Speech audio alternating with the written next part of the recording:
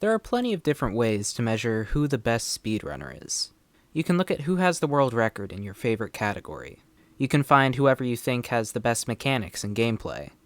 You could just pick your favorite streamer.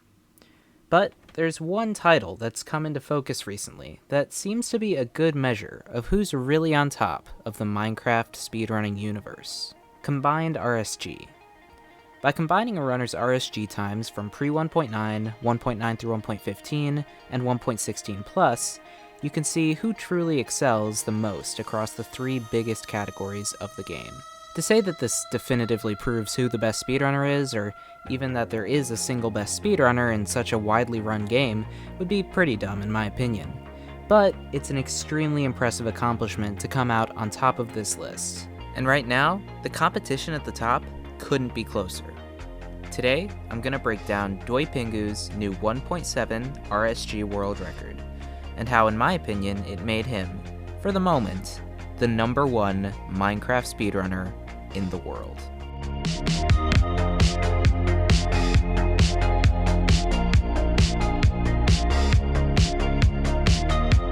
Hey, if you end up enjoying the video, please consider subscribing. Most of our viewers aren't subscribed, and it does help us out a lot. Thanks, and enjoy the video. When you think of the best Minecraft speedrunner, the first name that comes to mind for a lot of people is going to be Illumina. Not only is he the most popular Minecraft speedrunner, but he's also very, very good at the game. Speedrunners of every aspect and version of the game look up to him as the standard for Minecraft excellence. And the subject of today's video, DoyPingu, actually has a clip of Illumina calling him a good speedrunner as his follow alert. Who think is a good speedrunner? Name more than one. DoyPingu. And on February 22nd, when Illumina got the first sub 14 in 1.16 RSG, he became not only the speedrunner with the best reputation, but the speedrunner with the best overall time, with his combined RSG dropping to 1 hour flat. But in the meantime, another top runner had been grinding his weakest category, and by PBing in 1.7 just a few days later, Corbanos took over the top spot, with the first sub-hour combined time. But after absolutely demolishing the 1.14 world record in March, Pingu had brought himself into third overall, less than 3 minutes behind Corbanos. Still, when you're already playing at such a high level, those 3 minutes are a lot more than they seem. So, how does Pingu go about cutting down his combined time? Obviously, 1.9 through 1.15 is out of the question. He's already got an insane time in that category. That leaves 1.7 and 1.8, or 1.16. In pre-1.9, Pingu's 19th on the leaderboard with a 27.06. In 1.16, Pingu is a satisfying 116th, with a PB of 1742. The choice is obvious. For such a mechanically skilled player, all you need to do is grind resets in 1.16 until you get a God Seed, run a sub 15, and it's a done deal. But Pingu isn't playing for the clout, and there's no doubt that running other versions won't get as much clout as 1.16. He's playing to challenge himself, and to compete at the highest level, which is why he decided to return to running the hardest RSG version. But still, not to go for world record. With a PB almost 5 minutes behind Silver's 1.8 record, Pingu was going for a humble sub 25. But then, on April 24th, something insane happened. Let's get into this run.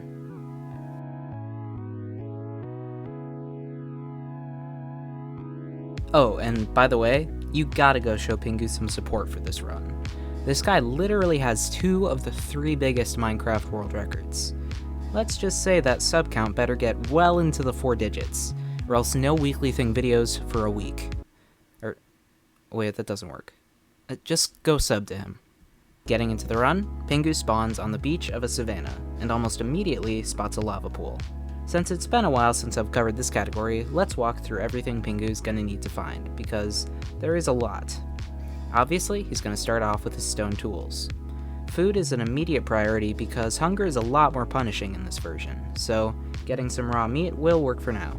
Still, the faster he can get a flint and steel, the less time he has to spend gathering food overall. On top of killing these pigs, he also finds some chickens, which are going to be necessary to craft arrows for the end fight. By 140, he's in a cave, where he's going to need 6 iron for a bucket, flint and steel, and shears. A minute later, he's out collecting wood and leaves for blocks. More gathering of wood, gravel, and food, and he's ready to enter the Nether.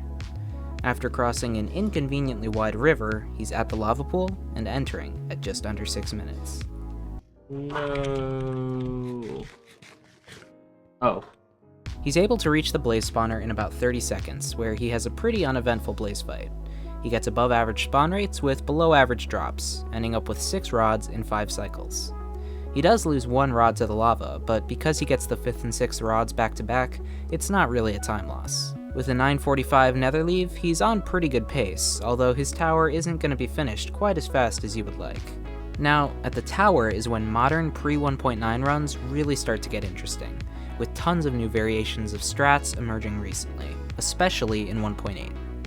While 1.8 has much better potential overall, Pingu is still playing 1.7 because, as he mentions in his description, it's the first version he ran, and it has the most nostalgia for him. Still, you'd expect to see at least Seaskull's Chaos Tower, but no. He's doing the classic 1.7 tower, the one you probably think of as the Illumina Tower, although, in reality, it's also the Seaskull Tower. Stand Seaskull. With the small variation of Pingu using a trapdoor instead of a chest to preserve his items, the tower is in its classic form, and Pingu is able to drop down for his first set of pearls at 12:30, a very solid pace where he can reasonably expect to get all the pearls he needs. It's the pearl collecting that really bumps this pace forward though, as Pingu gets 9 Endermen with 6 pearl drops in the first 2 cycles. 6 pearls at 13 minutes? Okay, man. Okay, man. You probably noticed there how calm Pingu is, and I just want to point out that this is, in my opinion, one of his biggest strengths. When you watch Pingu play, he's obviously far better than almost anyone else, but his mechanics don't exactly stand out the way other top runners like Illumina, Seaskull, or Feinbergs do. But the thing about Pingu is he's always playing at peak performance. When he's on world record pace, he doesn't seem any more nervous than when he's not. Of course he does get nervous, but it just doesn't seem to affect his demeanor, or more importantly, his gameplay at all. And that, as he's proven, is an extremely valuable skill.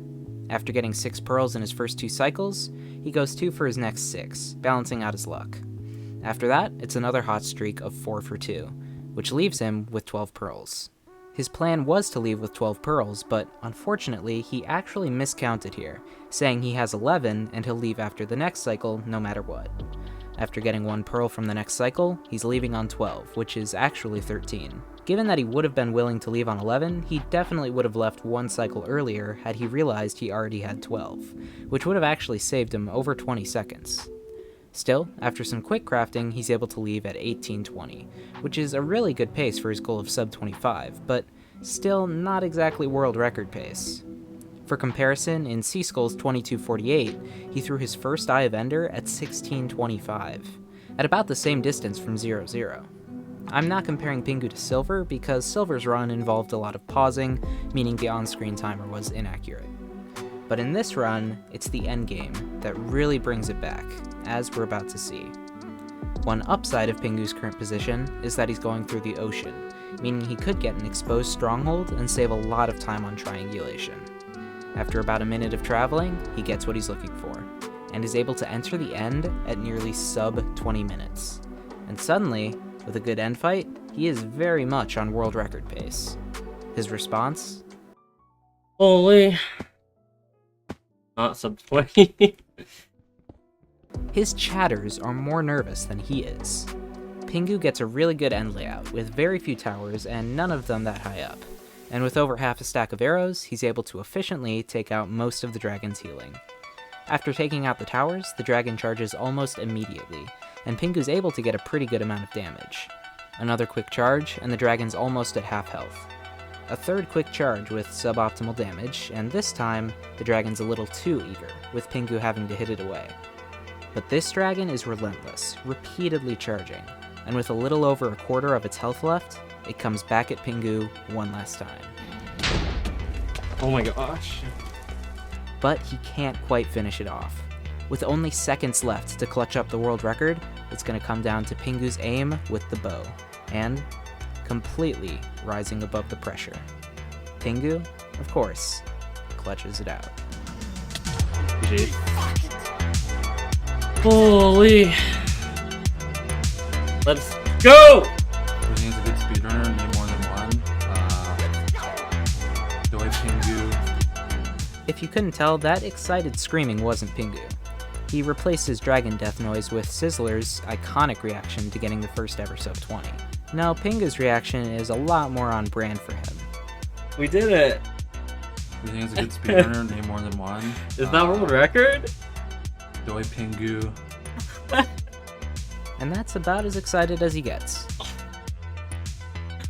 Everything is a good speedrunner. Name more than one.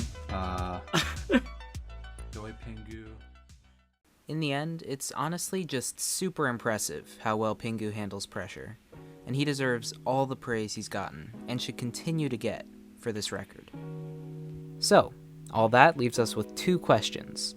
What does the future of pre-1.9 look like? And what about the future of combined RSG? Well, one of those is really easy to answer. This pre-1.9 record shouldn't stand for long. Like I said, there have been constant innovations to 1.8 recently, and it definitely has a lot more potential than 1.7, including sub 20 potential. It also involves less resetting, meaning more runners are trying their hand at it. Still, it was really nice to see a throwback to a classic 1.7 world record before 1.8 totally takes over the category. But beyond that, what about the combined RSG record? Well, after getting the second ever sub 18 in 1.9 through 1.15, Corbanos' time was just seconds behind Pingu's current time, and after a small 1.16 PB, he's actually about 4 seconds ahead. Pingu might end in the lead after his 1.7 run is retimed, or it might still be Corbanos. As of right now, it's just too close to call. I'll give Pingu the edge due to his 2 world records. Outside of those two, Feinberg seems like the biggest threat to compete for the overall best spot. He's got a better 1.16 time than either of them, and is currently grinding for the 1.8 world record. There's no doubt he'll at least get a sub 25 in that category, if not world record, which leaves 1.9 through 1.15 as his biggest area of improvement. He has a great low 22 time, but it's not elite like Corbanos and Pingu's PBs are.